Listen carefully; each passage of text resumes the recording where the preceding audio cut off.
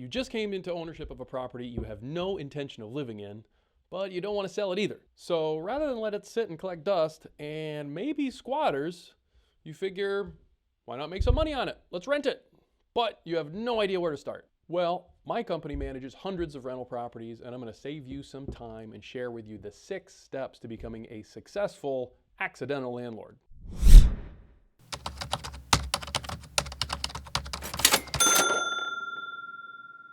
Step 1, know your responsibilities as a landlord. Being a landlord is super highly regulated industry, very highly litigated. It's in the news, especially with everything that's going on with the housing market and rental affordability. Landlords are under a lot of scrutiny. There are a lot of laws that you need to pay attention to. Make sure you know what they are. What can you charge for a security deposit? Can you charge a late fee? If you can, how much? Tenant has a emotional support animal or a service animal. What can you do? Do you have to accept those animals? It does not matter what is in your lease. Your lease does not trump the law.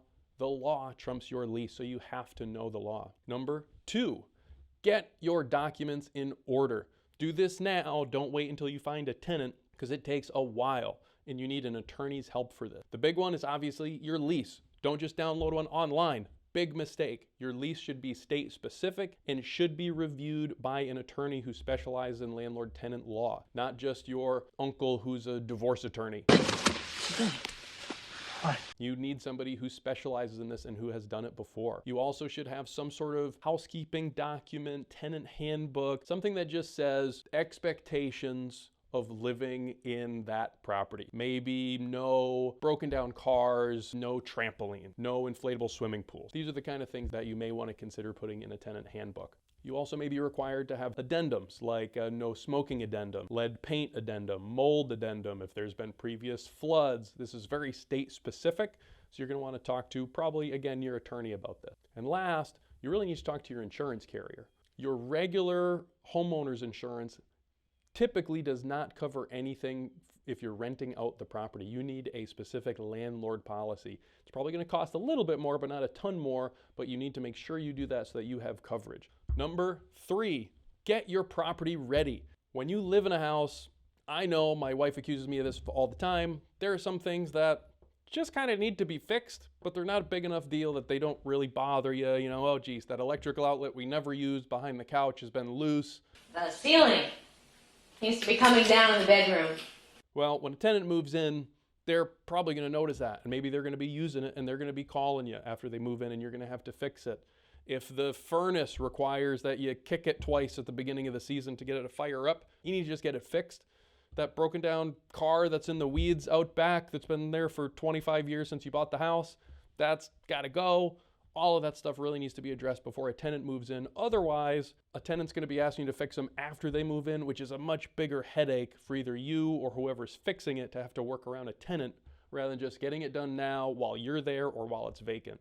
Prepping your property also means getting it white glove clean. Unless you're a super anal cleaner, I do not recommend doing this yourself. You're not going to clean good enough. We see this all the time. It's very uncomfortable. An owner thinks they clean their property well enough, but they didn't clean inside the kitchen cabinets, inside the appliances, inside the microwave. You really should have a professional cleaner come in, get the carpet professionally cleaned. Then you can provide those receipts when the tenant moves in so that the tenant can see that the property was professionally cleaned. And then when the tenant moves out, it's really hard for them to argue if they didn't have the property professionally cleaned. They're probably going to get charged out of their security deposit.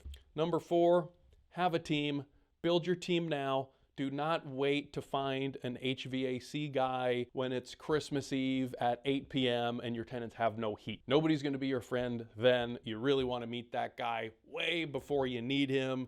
Maybe have him do an annual service, have him do an inspection, make sure they have 24/7 emergency service so that if he was the last guy that was there, said, hey, you did the inspection, you changed the filters, you cleaned it, now they have no heat 2 months later, that guy's probably going to be a lot more likely to show up than the guy that you had to Google. It's never good to be hiring a contractor out of desperation last minute when it's a 911. They're going to charge you an arm and a leg. A lot of them probably aren't even going to go. The same goes for your attorney or a CPA or an accountant.